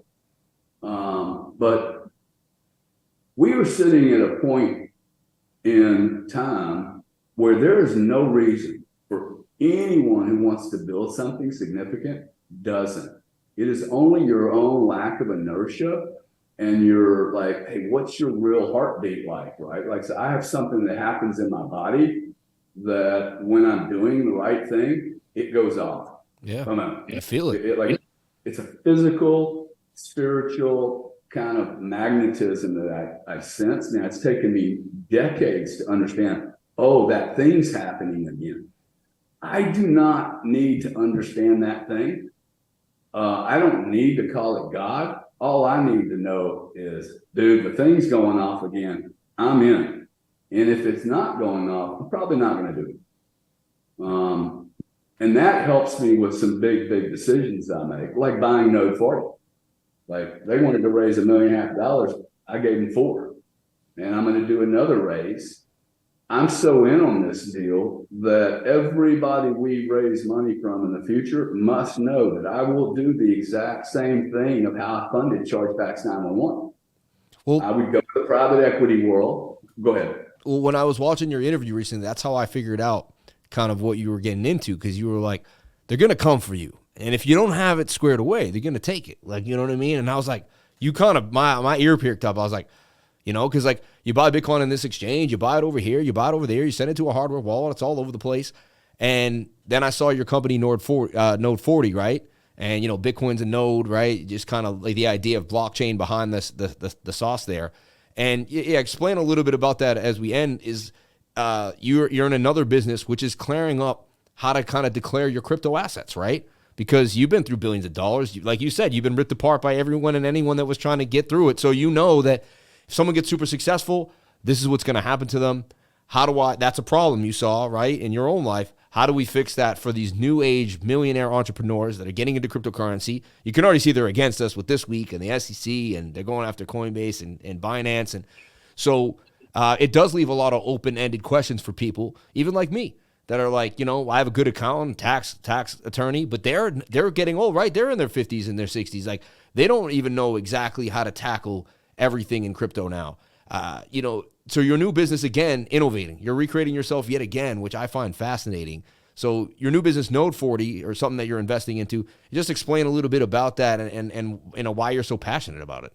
Yeah. So first off, you have to remember I have a reasonable position in digital assets already. Okay. So I own quite a bit of Bitcoin and Ether. I have some of the other junk. I wish I didn't have the other junk. I got the junk because I'm a greedy pig. Got off my thesis. That'll all go to zero. I think most of the people that are investing in anything other than Bitcoin and Ethereum, if they're investing, I didn't say trading, okay? But most of the people that are listening to you will never be a trader. They'll be a wannabe trader. They'll be a comic trader, and they'll lose all their money, but they're not going to be a professional trader. And if you want to argue with me over it, let's argue, but let's also bet some money on the side that you won't be successful. And so I'm willing to put my money where my mouth is. What happened with Node 40 was I wanted to fix all of the past things I had ever done. Like, I'm 65, I'm a very young 65-year-old. Like, that's what I like about blockchain and Bitcoin. I get to hang out with guys your age and younger. And I think it's very interesting. Okay. This is what I call situational awareness. Why are so many guys with gray hair like mine coming into Bitcoin and blockchain that not only have gray hair, these guys have millions of dollars and they have businesses that they're like, oh, I'm going to wind that down and move into this space. There are many, many, many dozens of us, and this industry really needs us badly. I was with Mark Yuska the other day. I'm like, dude, we got jobs till we're dead in the grave, because these young guys need us. And some of the young guys are actually starting to get out of their ego and acknowledge, hey, you know what? I probably didn't have a dad. Most of these guys have never had parents, really, because both parents are working their asses off just to survive, at least in this last 30 years. And very few of these guys have ever managed a war. And this is a war, especially the way the Bitcoin, Ether, digital asset guys have been behaving. Node 40 was, for me, I met two technologists. I had them come down to my home. I spent 5 days with them. They stayed at my home, ate at my home, shit at my home, took a shower in my home. They got tired at my home. They drank at my home. So I got to really know, hey, who are these guys, right? Because I'm more interested in the human piece of it than I am the technology. I do very little due diligence on technology. That's not to say I don't do any, but any technology I do due diligence on today, it's not even relevant for what we're going to have tomorrow. Okay, it's irrelevant for me. How great's your technology? What I wanted to understand was, first, the IRS had made a mandate shortly after I bought it. I'm a lucky guy. Made a mandate that requires you to fill in a box on your IRS form. Do you own digital assets? Yes or no. Once that happened, it's game over. Okay, you can't not think, oh wow, the accounting firms are going to now be providing digital asset accounting, tax, forensics, tracking, and tracing. There's 13,000 accounting firms. I didn't know any of this, so I start studying the whole market. The first thing I do is study the whole market. these guys were managing extreme high frequency traders doing billions of transactions.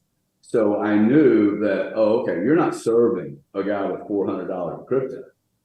You're serving a guy that's trading 100 million transactions a month on $50 to $200 spreads on Bitcoin. He's generating, he's paying Coinbase 100 million in fees. Okay, so what is this guy using us for? He's using us for risk management. He's using us to go to his own internal risk management team and go, hey, look, Node 40 says I did this much today. It matches with what our own internal risk management, but also he knows he's going to be audited by a jurisdiction or all of them. So he wants a third party. He pays me $500,000 a year, man. Okay, this is no longer even a tax solution.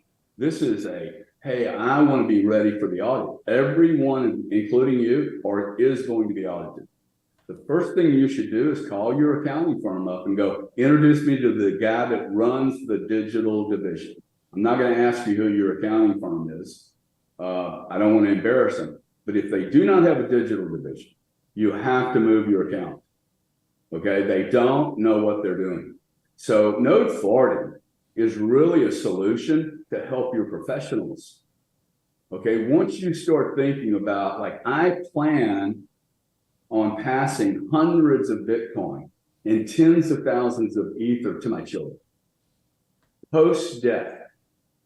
Okay, so that's a different story, but so I'm doing all this to give to these children. Like, I have gold, I have silver, I have 600 AR-15s and a storage facility somewhere. They get all of that stuff, right? And now why? Well, like the judge said, well, why would anybody have 600 weapons? Like, you're a terrorist. I'm like, oh, dude, it's the greatest inflation hedge in the history of mankind. Inflation hedge. Sure, you think 600 AR-15s that are in boxes, never been opened, pristine condition, are only going to be worth $600 in 20 years? Come on, okay? I think that's really hard for me to imagine. Nonetheless, I had a bunch of excess cash and I bought a bunch of guns, and that's what rich people do. They diversify their positions. Yep. So if you're like me and you're going to pass 100 coins to your kids in the year 2050, let's imagine what the scenario is going to be. Every country is going to be broke. Every country has highways, bridges, and dams and nuclear power stations that need to be refurbished. We're already 50 years we're beyond the buy-sell date on most of our dams and bridges, okay? So you can't not pay taxes because your country is broke. They're going to have to raise taxes or find a way to grab some money. So it's 2050. Imagine how many of my coins have moved across how many wallets and how many exchanges. And let's say Bitcoin's worth $500,000. One day I'm going to be able to go to the bank and go, here, man, here's 30 coins. And I want to borrow money against it. I'm never selling this stuff. Well, that's yielding. I'm going to have to pay taxes on the yield. Okay. I gave them to a bank. They're holding them against look, you're in Puerto Rico, you're arbitraging a 20% tax rate for all you tax arbitragers, right? You're doing it legal. You have a bullseye on the front of your head and the back of your head, and it's come get me. I'm over here. So y'all are all being audited because you're saving 20%. I don't think anyone's going to be able to tell the story. My children, I won't give you their names, but what happens when they have $2 billion worth of crypto that dad was such a genius to buy, but he failed and was unwilling to spend 15 or 20 grand a year building a histogram. This is what happened in 2021. This is what dad did in 2022. This is what dad did in 2023. So over 30 years, I spent 600 grand to protect a multi-billion-dollar position so that my children look at the auditors and go, no, you're wrong, dude. This is the whole history, and you cannot deny it because it's coming off the blockchain. So like that, to me, I look at that business and go, wow, dude. No one's doing it. Chainalysis isn't doing it. TRM isn't doing it. Elliptic's not doing it. And 13,000 accounting firms like Ernst & Young, Price Waterhouse, KPMG, Grant Thornton. How much money has any of these companies invested in entire digital divisions? You know, Goldman Sachs right now has a team of about 30 people looking at digital assets, and they don't trade crude.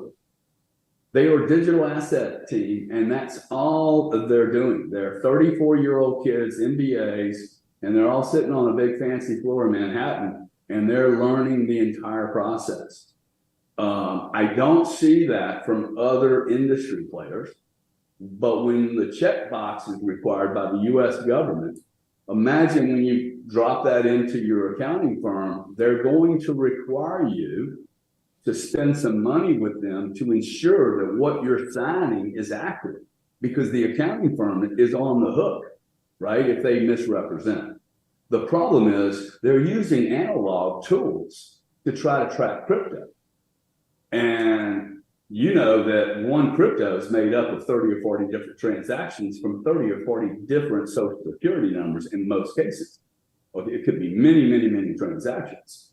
Then you start thinking about, what happens when the coins move from Coinbase to Coinbase Pro to Binance, back into a private wallet, and then back on exchange, but nothing was ever sold.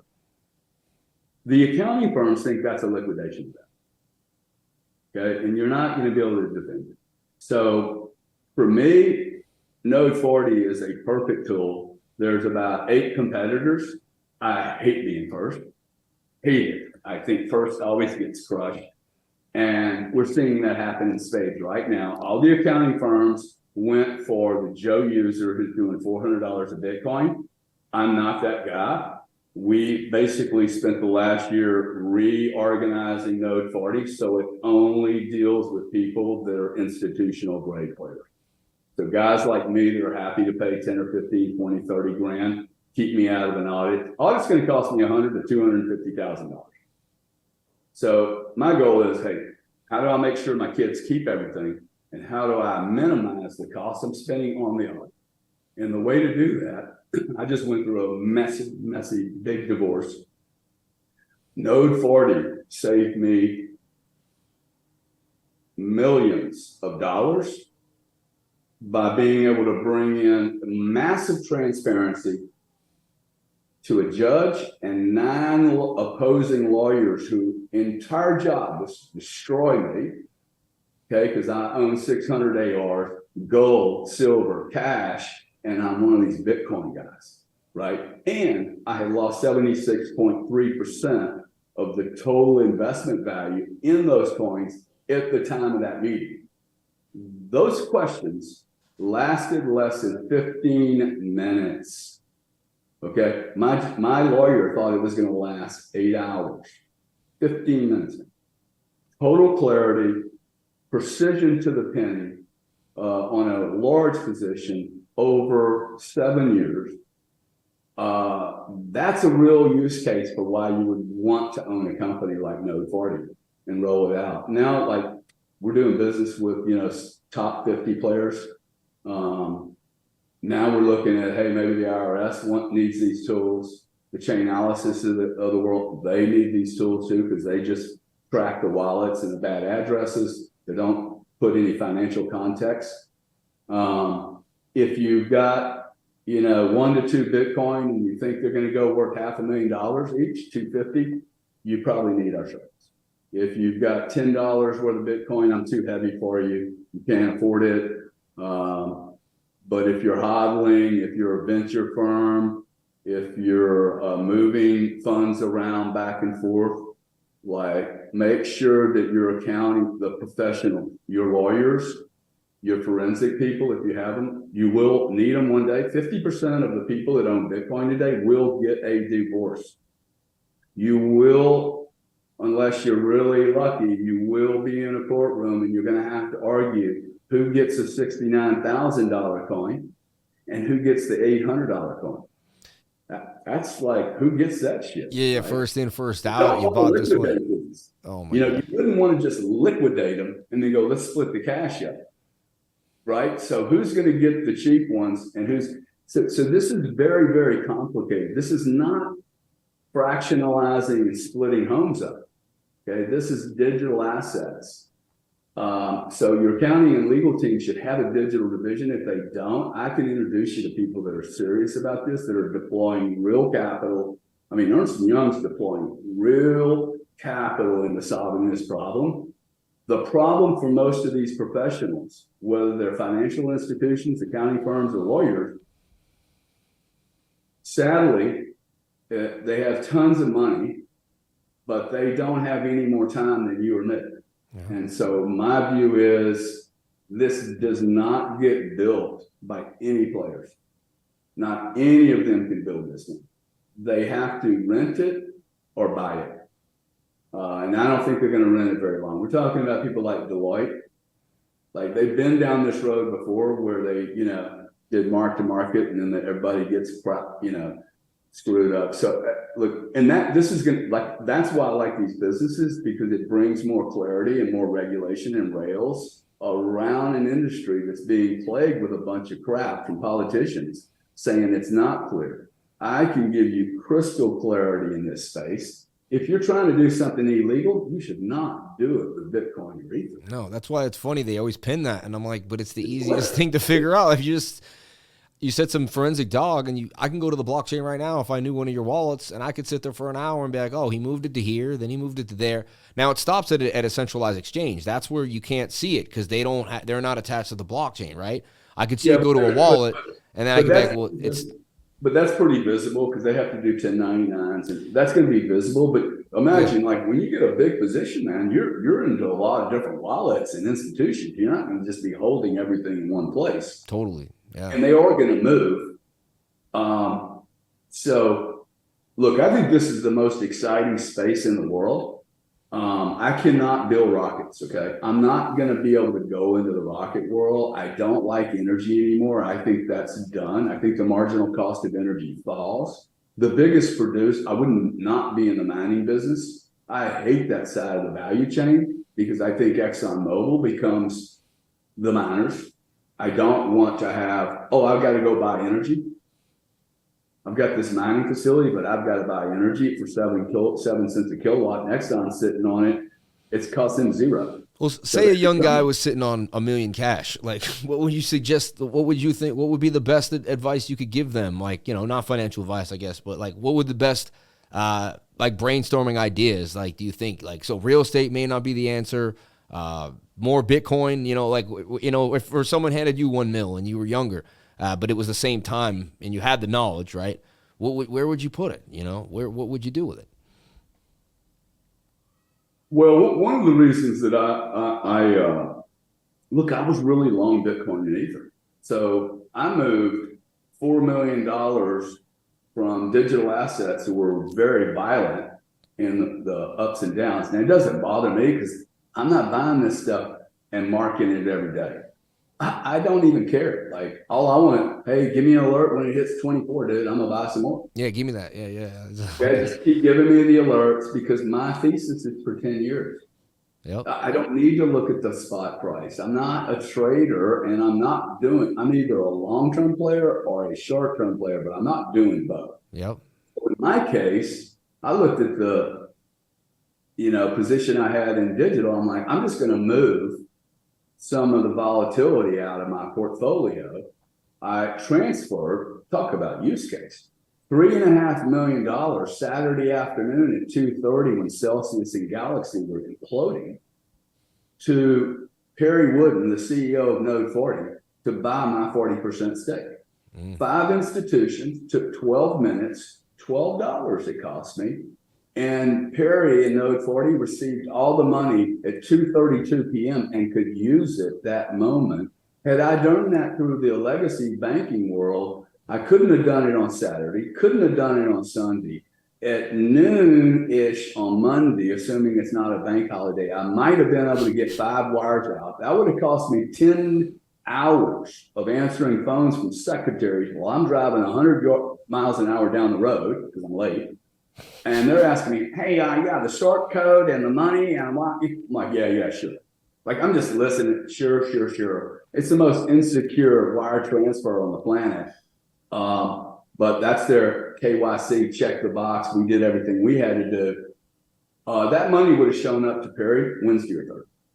But in this world, see, nobody talks about these use cases. I don't want to hear about buying a pack of cigarettes with Bitcoin. That is so stupid. Okay, why would you do that? But buying a company and moving treasuries around with digital assets. Now that is going to happen. Okay. And I think you're going to see it happen more and more and more. Why would I spend $300 sending $3.5 million on insecure wires? Like, pain in the ass, gotta have CBDCs will never work for a number of reasons. They ain't gonna work on Saturdays, they're not gonna work on Sundays, there's gonna be bank holidays. Digital crypto BTC is not a US centric product, it is a global product that is 24/7, 365, does not care about religion, does not care about wars. Borderless, baby. This is the greatest no-brainer in the history of mankind. This is technology that was not available when Jamie Dimon was getting his job, okay, or anything that happened prior to that. And I think because of my understanding of energy and payments, there are so many gaps in those industries. The digital world is just going to go fill like a virus, man. It's just going to saturate every gap. Well, like you said, it takes so long to move money, right? So they say there's $20 trillion locked up at any given moment in time, just in between transactions right now, right? Had we moved all that to the blockchain, think of how many more businesses would get their funding in a day. Think of how much more money, we create more jobs. As an entire human race, we could benefit from money moving faster. You know what I mean? I think the case really differently though, okay? What if it's just, it's not as much as you said. What if it's just 0.5%? There's $800 trillion locked in art, stocks, equities, bonds, real estate. I think that's it. Okay. 800 trillion. You just need a little bit, man. Yeah. There's 8 billion people who, because of Starlink, now can use this. Okay. 8 billion. 3.5 billion of those have never done anything on their phones yet, because Starlink's not up. They're not total connection. Once that connectivity happens, what you think that 0 people, 0 ads of that 3.5 million. Now, there's 320 million people that have bought Bitcoin on this planet. 48 million live in the United States. This is what I'm good at. Hey, what's the demographics of the market? 48 million people in the United States have said they have a digital asset. 896,000 have actually paid taxes. If you don't like Node 40 as a business, get back to your question. The guy with $1 million, dude, invest $1 million in a company like Node 40. Get a job working for me, okay? And then you'll learn how to build these businesses, okay? Like build them, search for them. Babe, book a flight to St. Petersburg. That's it, dude. See, but to me, that's the right trade. You know, yeah. Because my 2 careers were built on the back of me going to somebody going, I'll work for free. Yeah. Will you hire me, dude? I'll work for free. I want to work for you. I got a job in 2008, dude, when Wall Street was puking people. I go to work for ArcLight Capital, like the most renowned private equity firm in energy. Went to work for 0. 3 months later, they're paying me $250,000 a year to do 4 or 5 hours of work a week. And I learned a tremendous amount from them. Hopefully I brought some value. But if you want to get, like, to me, the platform is the big problem for most of your buddies. They're not in the right platform. And the problem is they all want to work for themselves. Well, yourself is not a platform. I mean, I'm a platform now, right? But I wasn't a platform 20 years ago. So like, I just need to go places where they allow me to be me, and I can exercise my muscle, the few muscles I have left. Those muscles get to go to work, but I'm not pushing paper. I'm not going to meetings on cultural wokeness and like what the holiday schedules are. Like, that's not my, like, we can hire a lot of operators, right? That can do that. So that's like, You got a guy with $1 million. I'm raising money on note 40. I'll do $1 million with you right now. I'll match every dollar somebody comes in with. I hate taking money from other people. I think this will be one of the great success stories of the digital world. And interestingly enough, I think I could do 4 or 5 of these different deals. Like seriously, 4 or 5 of them where you're building picks and shovel type infrastructure businesses with the Krakens of the world, with the Ledgers. These companies are already touching consumers, right? They're touching users. Like there's going to be a lot of other things they can offer those users. The asking your buddies that have crypto right now, what's your cost base? No one knows. That is total amateur hour, okay? If you ask a crude oil trader, hey, what's your fucking position today? They know down to the penny. I own this many millions of barrels and I'm long here. I was with Scaramucci the other day, 715 Bitcoin. What's your cost base? Are you sure? And for us not to know instantly, for us not to be able to look into a hub of all. Well, because it's like I've been buying Bitcoin for 7 years, 1,000, 3,000. I never sell a piece of it. You know what I mean? One time I did sell like a hat, but like, so you're like, most of it, 99.9% of it, never touched it. But like me, even like in the last few months, like, I just know I'm buying it between this price and that price, right? You know what I mean? I don't have a scale of like I don't have all the thousands of Bitcoin that I bought, right? So you're right. And eventually when I go to use it, because I keep thinking I'm going to use it for collateral for real estate. That's my idea. I'm going to be able to put it up for collateral. I'll never have to sell it. But you're right. One point you get divorced. One point something happens. There's going to be a time when you're going to want to 100% of us are going to die. 100% of Bitcoin holders will die. Where does that go? Assuming that the key phrases and the keys are transferred, then what? Yeah. You're going to leave your wife with, $80 million worth of Bitcoin, and you've been buying for 7 years from 800 to 8,000 or 80,000. And by the way, have you been commingling all along? Because that's a problem. Mm-hmm. Okay. You start using real digital technology to like bifurcate all your positions. You'll learn immediately. Okay. All my purchases in 2023. I ain't doing it in the same wallet, dude. I'm doing it in a different wallet. And I would highly recommend you start doing that, especially with your price bands.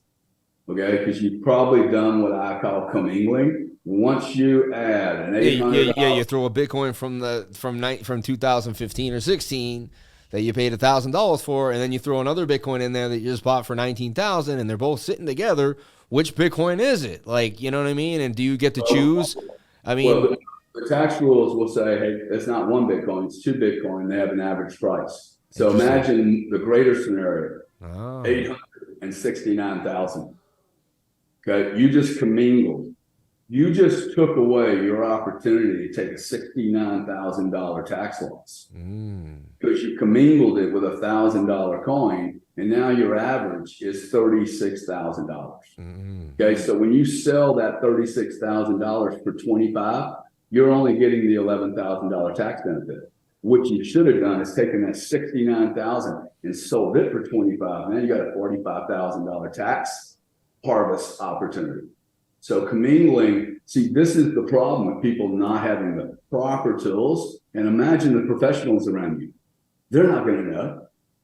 Okay? Like when I gave my 4 lawyers my position and my forensic guy, they were looking at it going, okay, look, they're trying to make you have a loss over here so you could do this with Bitcoin. They became so clear in how to help me. But that meant me bringing the professionals up. It's a little bit like having a sniper has a spotter. Okay. So all I'm saying is, look, I need the spotter to be able to tell me what they see. And then I need to tell them where the shot's going to go, when it's going to go. Like we're working as a team. But so then you have like basically a hardware wallet for every year, and then every year just add another one and another one and another one. Next thing I'll have like 20 hardware wallets, and I already have like 7 or 8. It gets out of control. You're like, how many passphrases? It gets insane. You know what I mean? That's where the AR comes in next to the bed. You cannot do that if you want, but just understand you're commingling, Yep. and it's costing you, opportunities, right? Like you can say, "Nah, I'm just going to commingle it." Okay. Well, with this kind of volatility, if you're doing DCA, truly DCA, you're going to buy some $69,000 coins. Just because you're DCAing in, like Michael Saylor, the guy that would never sell anything, he sold coins last year. Okay. It does not make him not a hodler. Mm-hmm. It makes him a smart businessman. Mm-hmm.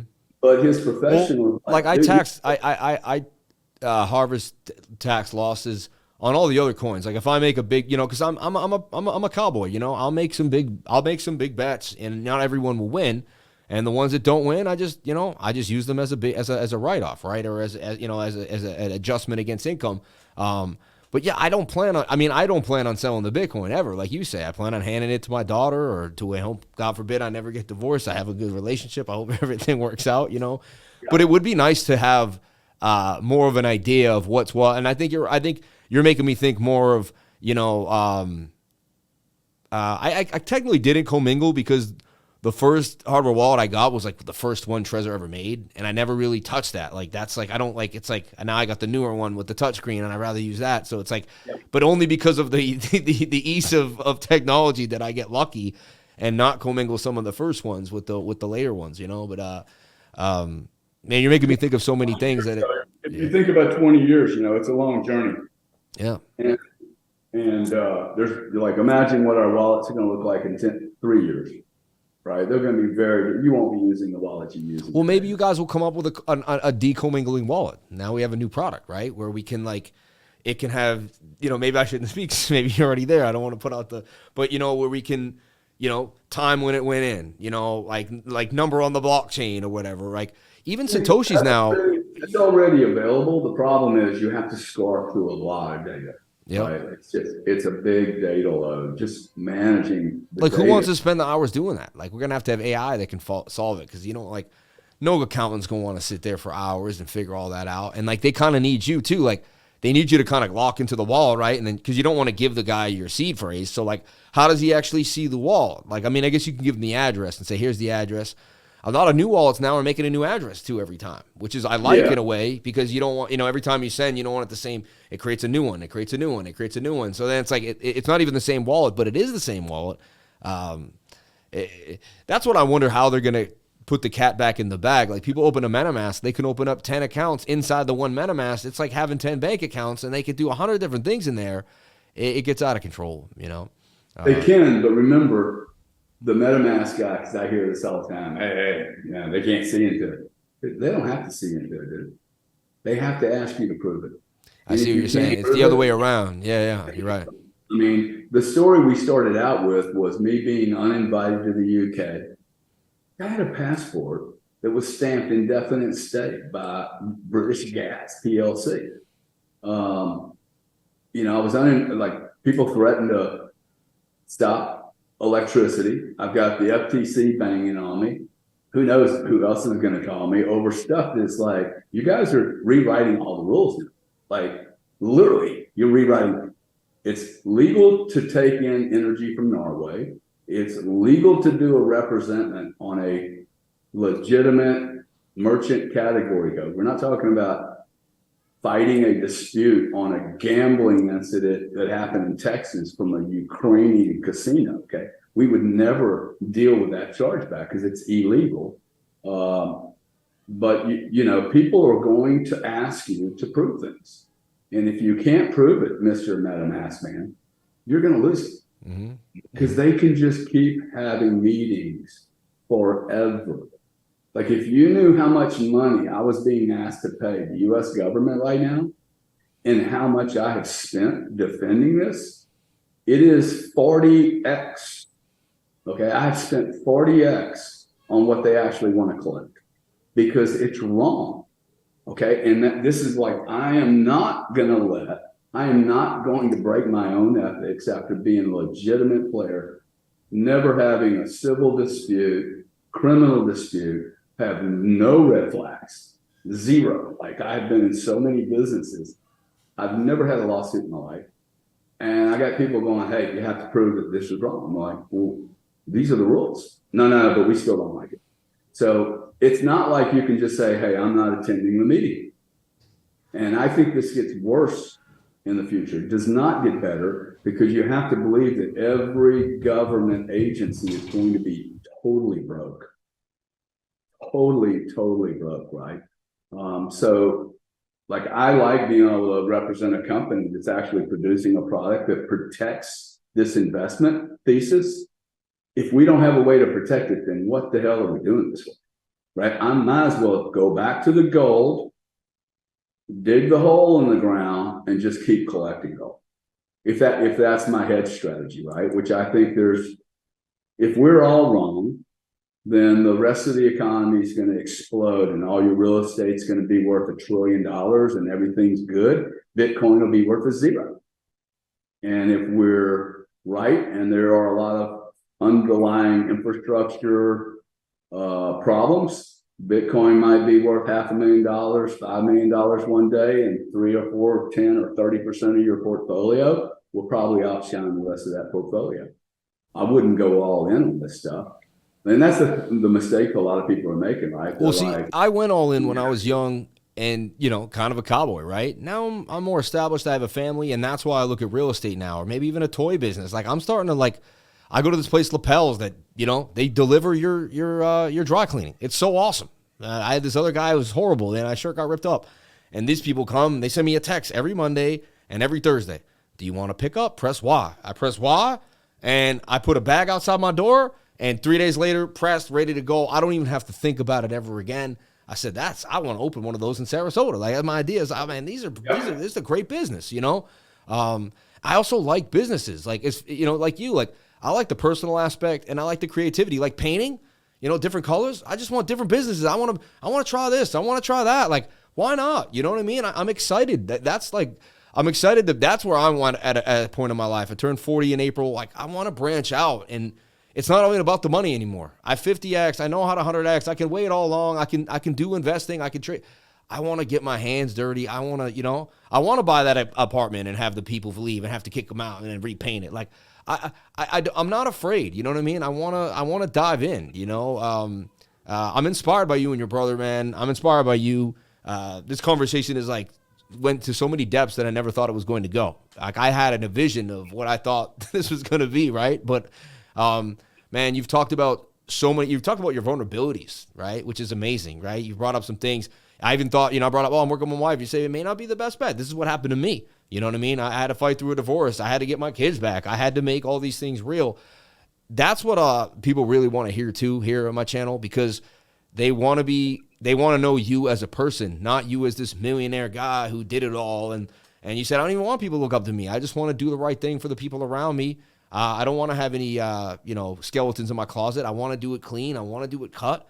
And you've given people just a really good, a whole around piece of kind of who you are and how you got here and how you continue to push this ethos for your next company. I mean, why would someone not want to invest in something that you're into? To me, it sounds like a pretty good idea. And even if it didn't work out, who knows? I mean, everything is an investment in life, right? You take your shots, but I'd rather take a shot on a guy like you than someone that's not willing to talk about their losses, their ups and downs, and really paint the whole picture for me. Funny, you said you brought those guys in. I wanted to see them eat. I wanted to see them go to the bath. I want to know who they were.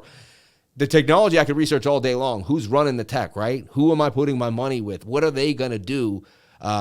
You gave me a lot of insight, and this has been a fascinating interview, man. I do want to wrap it up with you. I want you to kind of like the last thing I was thinking about is quick question too that I've always wanted to know. How many minutes apart are you and your brother? I'm 4 minutes. I'm a twin too. I don't know if I got a chance to say that. I have a twin sister. I'm 4 minutes apart. I was the baby. You're not a real twin, man. Right. I'm not a real identical twin. Just kidding you. Yeah. 5 minutes, I think. Yeah. And it's funny. I watched an interview recently. Grant's like, I look up to you, man. I've been looking up to you for a long time. Like, the love between two brothers is something that it's one of the strongest things in the world, right? Next thing is the love with your father, right? And you guys lost your father together. Must have bonded you through a long period of time.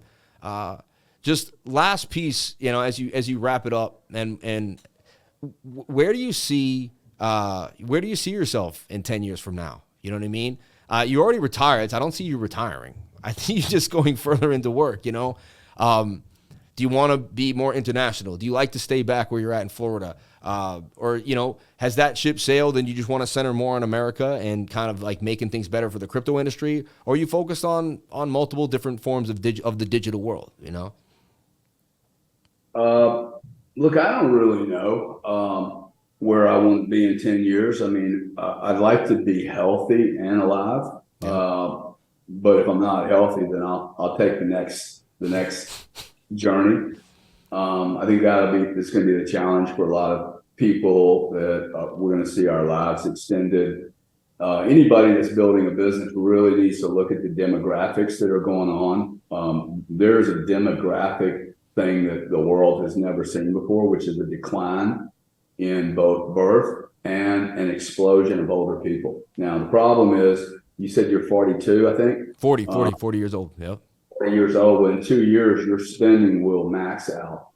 Now, that may not be the case for you individually, but when you're 42, you've spent the most disposable money you're going to spend on an annual basis. You get very, very conservative. This is happening in every country in the world. Okay, so all the wealthy people, everybody keeps talking about the money that's going to get left. That's cool. There's going to be trillions of dollars left. And those people will not know how to spend that money. They'll waste it. But the people like me are spending, I have 2 cars. Like, I don't do Ferraris and all that stuff. Okay. I never have, but like, I'm definitely not doing it now. You know, as long as I'm working with people and I'm having a good time, I don't see it as work. So it's more like a game to me. I'm not a degenerate gambler. I love to gamble. But I live in 25 minutes from a casino. I go there twice a year. You know, I'll play probably more in Vegas. The point I'm trying to make is, like, I don't look at that as work. It's just a game. I look at businesses as a game. I have the ability to say, knock on wood, I have never failed at one of these. That does not say that I haven't had failures inside the business, but every business that I've ever put this type of focus and attention on ends up being a barn buster of a great business. And I think most of that is because of my ability to know how to commercialize something and develop strategy and target a section of the market. One of the things that would scare me about you is because you're 40 and you have all this testosterone and energy and capacity and muscle is, you know, do you start looking at too many things? And it's what I call the glittery object syndrome. I have I should write a book probably. Well, that was my main issue, right? So like I could fall back into that habit that I had, right? Like until I got here, right? Now I'm like centered on Bitcoin, centered on the charts, centered on what I'm doing. But I do, it's like I do get restless, you know. I like to touch more than one thing at one point, right? That diversification comes into mind, right? Yeah. But you know, when you listen to my brother, I can assure you that my brother was not diversified until recently. Mm-hmm.